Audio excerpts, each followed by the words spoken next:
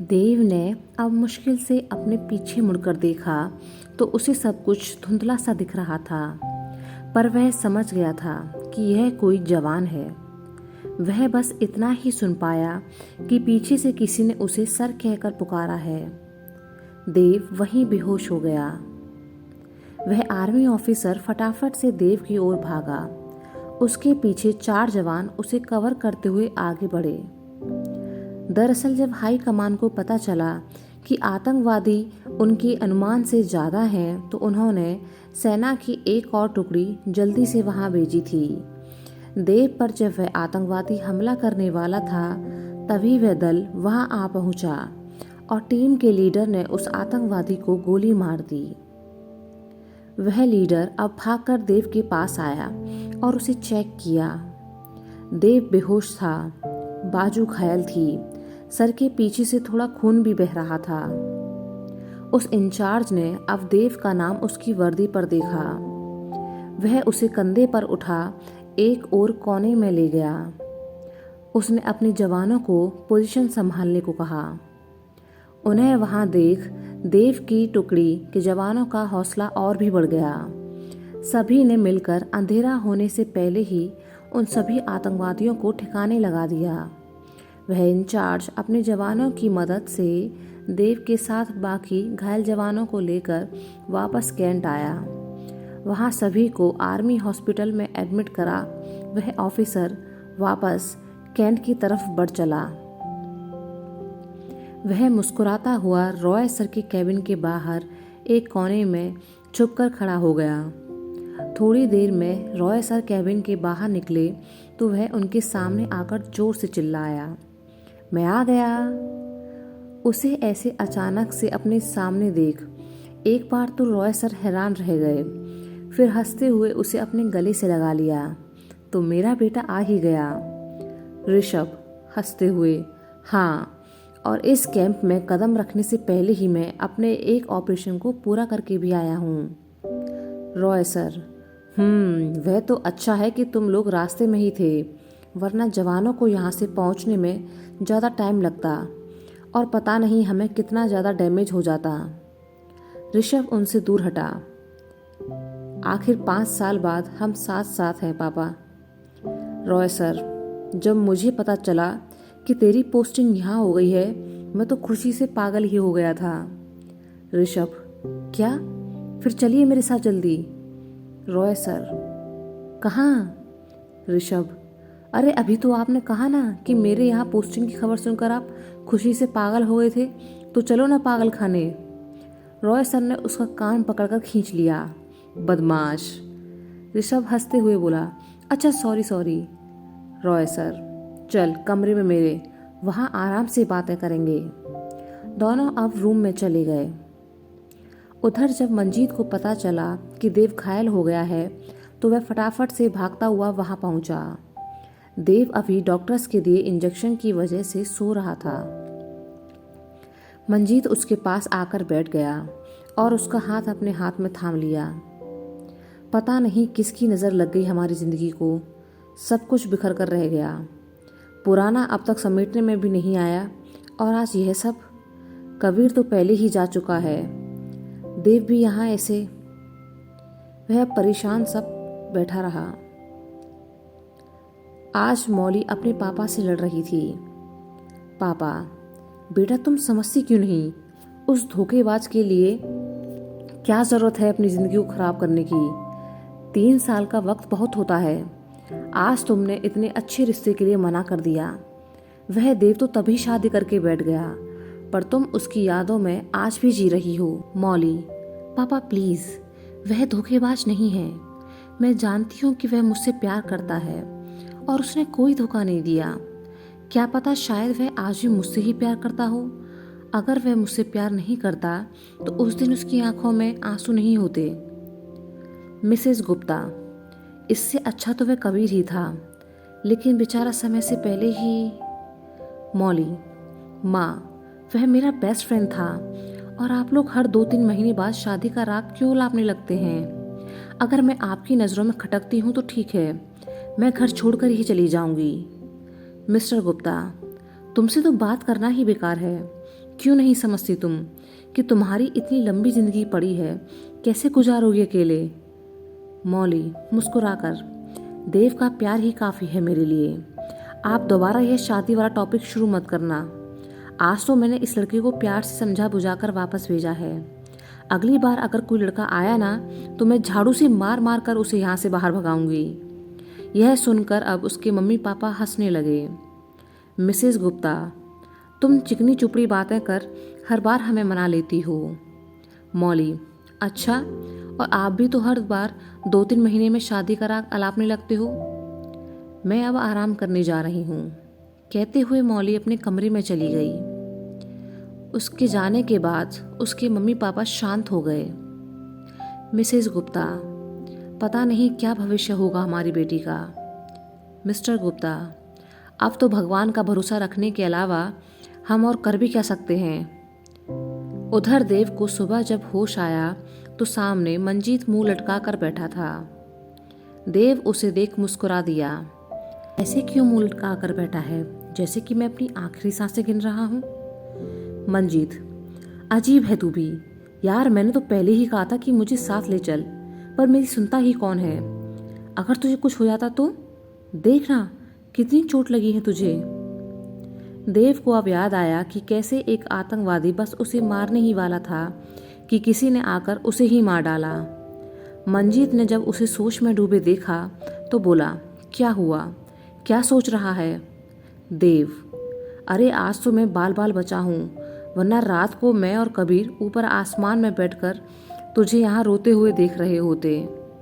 मंजीत, चुप कर, ये कोई तरीका है मजाक करने का? और बता मुझे हुआ क्या था वहाँ पर? देव ने उसे सब कुछ बता दिया। मंजीत, वह तो शुक्र है भगवान का कि दूसरी टुकड़ी वहाँ टाइम पर पहुँच गई। वैसे तुझे उस जवान को थैंक्स कहना चाहिए जिसने तेरी जान बचाई है। देव, हाँ, पर मुझे यह नहीं पता कि वह कौन था। बस इतना ही सुन पाया था कि वह टीम का लीडर था। मंजीत, हाँ ठीक है, मैं पता लगा लूँगा कि दूसरी टीम का इंचार्ज कौन था। उसने आज तेरी जान बचाकर हम सब पर बहुत बड़ा एहसान किया है। चल तू आराम कर, मैं पता लगा कर आता हूँ। मंजीत वहाँ से उठकर आ गया। वह अब खबर पता कर चुका था कि उस टीम का इंचार्ज कोई ऋषभ नाम का कैप्टन था जो कल शाम यहाँ ट्रांसफ़र होकर आया है।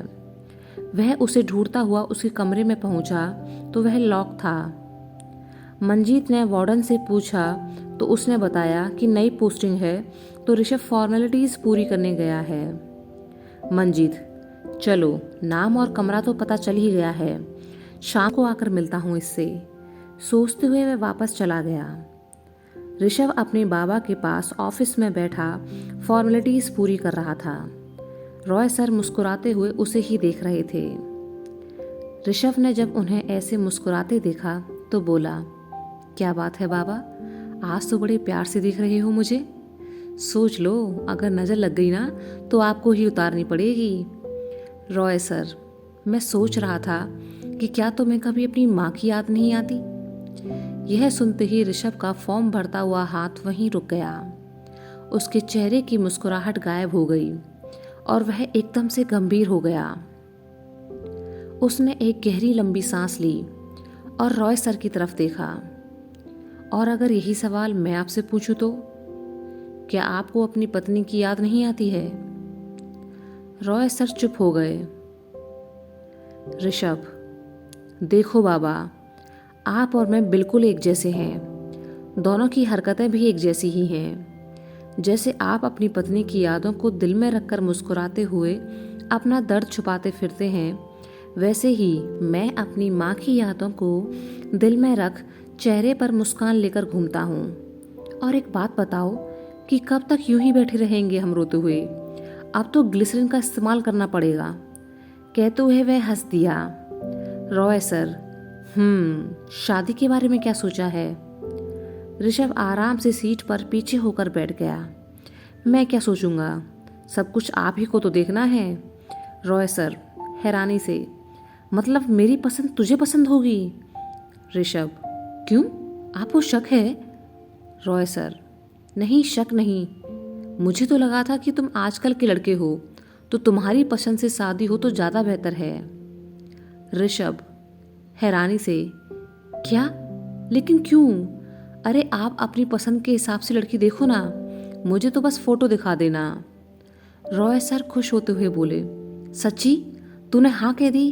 अब तू देखना मैं कैसे लड़कियों की लाइन लगाता हूँ। ऋषभ यह सुनकर हैरान सा बाबा की ओर देखने लगा। लाइन लगा दोगे मतलब? हाँ, मैं मानता हूँ कि आप अभी भी मेरे बड़े भाई जैसे ही लगते हो, पर यह कुछ ज़्यादा नहीं हो रहा? मतलब यह क्या बात हुई कि लाइन लगा दोगे? अरे थोड़ा अपनी उम्र का लिहाज करना, लड़की ऐसी तो हो कि मैं उसे माँ कहकर पुकार सकूं। रॉय सर हैरानी से ऋषभ की ओर देखने लगे। ये तो क्या कह रहा है? पागल हो गया है क्या? अरे मैं तेरी शादी की बात कर रहा हूँ पगले। ऋषभ अब चौंक कर बाबा को देखकर बोला, क्या? लेकिन मैं तो आपकी बात कर रहा था। दोनों ने एक सेकंड के लिए एक दूसरे को घूरा और फिर जोर से हंसने लगे। ऋषभ, ऐसा लगता है कि हम दोनों की जिंदगी में बस हम दोनों का ही साथ लिखा है बाबा। हम दोनों ही एक दूसरे के लिए काफ़ी हैं। हाँ, लेकिन अगर आपको बाद में कोई लड़की पसंद आए तो बता देना, मैं आपकी शादी उससे करवा दूंगा। रॉय सर, मैं सब समझता हूँ बदमाश, मुझे ही गोली दे रहा है। अभी बताता हूँ तुझे। कहते हुए वे उठ खड़े हुए कि ऋषभ जल्दी से उठकर कैबिन से बाहर भाग गया। रॉय सर हंसने लगे। कब तक भागेगा? एक ना एक दिन तो पकड़ में आएगा ही। दोपहर हो चली थी। बेड पर बैठा देव मंजीत का इंतजार कर रहा था कि वह वहां आ पहुंचा। मंजीत, क्यों? मुझे ही याद कर रहा था ना तू? देव, और कोई है क्या तेरे बिना यहाँ मेरा? कब से इंतजार कर रहा हूँ तेरा, और तू है कि अब आया है? मंजीत, सॉरी यार, पहले तो मैं नहा धोकर फ्रेश हुआ, फिर जाकर उस इंचार्ज का पता लगाया। कोई ऋषभ नाम का कैप्टन है, कल शाम ही पोस्टिंग हुई है। मैं गया था उससे मिलने, पर वह वहाँ नहीं था, पेपर वर्क करने गया था। देव, मैं कल खुद ही उसे थैंक्स बोल दूंगा, लेकिन सबसे बड़ी टेंशन तो यह है कि मुझे आज पूरा दिन यहीं रुकना पड़ेगा। तू बात करना डॉक्टर से कि मुझे अभी छुट्टी दे दें। मंजीत, अच्छा है ना, आराम कर। देव, यार हॉस्पिटल भी कोई आराम करने की जगह है? यहाँ तो अच्छा खासा आदमी भी बीमार हो जाता है। दोनों बातें कर ही रहे थे कि रोहन का फोन आ गया। देव, कैसा है रोहन? रोहन, भाई मैं तो ठीक हूँ, आप यह बताओ कि फ्री हो क्या? दरअसल माँ और मैं आए हैं आपसे मिलने। माँ कल से आपसे मिलने की जिद कर रही थी। हम कैंट आ गए हैं, अगर आप मिल सकते तो। यह सुनकर देव परेशान हो गया कि अगर माँ यहाँ आई तो परेशान हो जाएंगी। वह सोचकर बोला, मैं अभी नहीं मिल सकता, बिजी हूँ, पर मंजीत मिल जाएगा, वह आ रहा है तुमसे मिलने। रोहन, और आप कब तक आओगे? देव, देखता हूँ, शायद रात को या फिर कल सुबह। रोहन, पर हमें तो सुबह जल्दी निकलना है। देव कुछ सोचकर बोला, ठीक है, फिर मैं सुबह जल्दी आकर मिलूँगा। रोहन, ठीक है। उसने फ़ोन रख दिया। देव ने मंजीत को समझा दिया कि माँ को कुछ भी मत बताना, वरना वो परेशान हो जाएंगी। मंजीत, मैं कोशिश करूँगा। वह माँ और रोहन के पास आया। आप दोनों मेरे साथ मेरे कमरे में चलो। वह दोनों को अपने कमरे में ले गया। माँ, कहाँ है देव? मंजीत, वह किसी काम से थोड़ी देर पहले ही बाहर गया है। राधा माँ ने देखा कि मंजीत कुछ परेशान सा है। क्या बात है? मंजीत, क्या? राधा माँ, तू कुछ परेशान लग रहा है। मंजीत, नहीं नहीं, ऐसी तो कोई बात नहीं है। रोहन, भाई अगर आपको कुछ काम है तो आप जाओ। मंजीत, आप लोग बैठो आराम से, मैं बस 2 मिनट में आया। वह कमरे से बाहर निकल एक और खड़ा हो गया और देव को फ़ोन किया। यार, माँ को शक ना हो जाए कि तू यहीं है। तुझे पता है ना कि उनसे झूठ बोलने में मुझे कितना डर लगता है। देव, कुछ नहीं होगा, तू बस आज के लिए संभाल ले। मंजीत, कोशिश तो कर रहा हूँ मैं। वह फ़ोन रखकर जैसे ही पीछे मुड़ा तो सामने राधा माँ खड़ी थी। मंजीत उन्हें देख घबरा गया। माँ आप यहाँ? राधा माँ, देव यहीं है, पर मुझसे मिलने नहीं आया। ऐसा क्यों? क्या छुपा रहे हो तुम दोनों मुझसे? मंजीत मन ही मन बड़बड़ाने लगा। लो, पकड़ी गई चोरी। राधा माँ, मैं कुछ पूछ रही हूँ तुमसे, और देखो झूठ मत बोलना। मंजीत ने मजबूरन उन्हें सारी बात कह सुनाई। राधा माँ के कहने पर मंजीत उन्हें और रोहन को लेकर हॉस्पिटल में देव के पास आया। उन दोनों को देख देव गुस्से से मंजीत की ओर देखने लगा। राधा माँ, उसे गुस्से से घूरने की जरूरत नहीं है, मैं खुद आई हूँ यहाँ, कहते हुए वह उसके पास आकर बैठ गई। रोहन भी देव के सामने आ बैठा। भाई आप ठीक तो हो ना?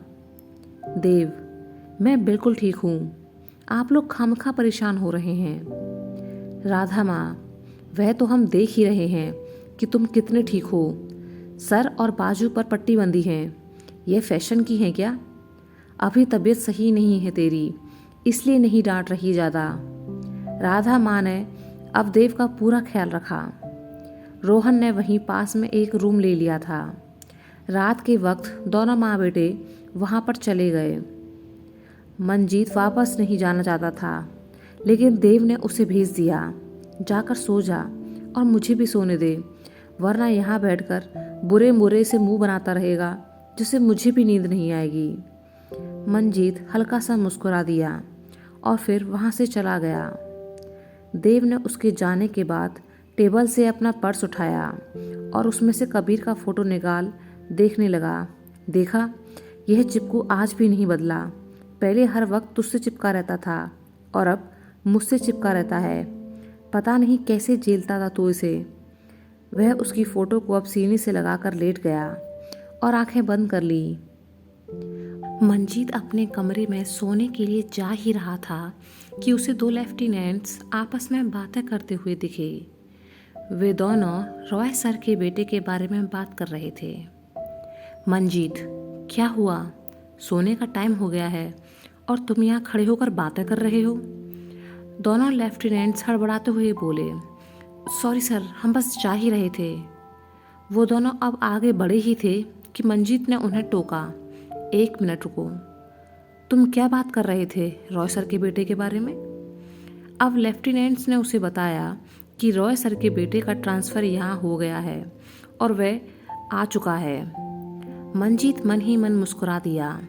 अच्छा तो यह बात है, सर कल से इसलिए इतने खुश नज़र आ रहे थे। चलो कल उससे भी मिल लेंगे। वह अब जाकर अपने कमरे में सो गया। अगले दिन देव को हॉस्पिटल से छुट्टी मिल गई। वह सबसे पहले राधा माँ और रोहन के पास गया। उनके साथ थोड़ी देर बैठकर बातें की और फिर उन्हें अपने घर के लिए रवाना करने के बाद वापस लौट आया। मंजीत, तुझे पता है रॉय सर का बेटा आ गया है यहाँ। कल रॉय सर बहुत खुश थे। देव, चलो अच्छी बात है, रॉय सर अच्छे इंसान हैं। अच्छा ऋषभ कौन से कमरे में है? उसको थैंक्स बोल देता हूँ, किसी का एहसान नहीं रखना चाहिए। दोनों अब ऋषभ के कमरे की तरफ बढ़े कि उन्हें रास्ते में उनका एक साथी मिल गया। अरे तुम दोनों यहाँ हो, चलो मेजर सर ने बुलाया है हॉल में। मंजीत और देव हॉल में पहुँचे और बाकी जवानों के साथ बैठ गए। सामने मेजर सर, कर्नल और ब्रिगेडियर रॉय सर बैठे थे। मेजर सर उठकर अब आगे आए और बोले, आप सभी को तो पता ही होगा कि परसों रात हमारे जवान एक सर्च ऑपरेशन पर गए थे। वहाँ मुठभेड़ में उन्होंने कई आतंकवादियों को मार गिराया। हमारी जो टीम वहाँ गई थी उसके इंचार्ज कैप्टन देव सिंह थे। वह खुद भी घायल हुए, लेकिन उनका ऑपरेशन सफल रहा। मेजर सर ने अब देव को आगे स्टेज पर बुलाया। सभी जवानों ने उसके लिए तालियां बजाईं। मेजर सर, इन्होंने पूरी बहादुरी से अपने साथियों के साथ मिलकर उन आतंकवादियों का डटकर सामना किया, वह भी तब जब हमें गलत जानकारी मिली थी। वैसे इनका साथ देने के लिए हमने एक और टीम को भेजा था, जिन्होंने बखूबी इनका साथ दिया भी और कैप्टन देव सिंह को यहाँ सही सलामत ले आए। अब उस टीम के इंचार्ज को मैं यहाँ बुलाऊंगा। उनकी पोस्टिंग कल ही यहाँ हुई है और आते ही उन्होंने अपनी बहादुरी का परिचय दे दिया है। यह सुनते ही रॉय सर गर्व के साथ मुस्कुराने लगे। मेजर सर ने अब कैप्टन ऋषभ रॉय का नाम पुकारा। मंजी से कुछ सीट पीछे बैठा ऋषभ मुस्कुराता हुआ उठा और स्टेज की तरफ बढ़ चला। देव ने जैसे ही सामने से उसे आते देखा तो उसके पैरों तले जमीन खिसक गई। ऐसा कैसे हो सकता है? कहीं मैं सपना तो नहीं देख रहा? मंजीत ने जैसे ही ऋषभ को जाते देखा तो बस देखता ही रह गया। उसके मुंह से बस इतना ही निकला, कबीर। ऋषभ अब जाकर ठीक देव के सामने खड़ा हो गया।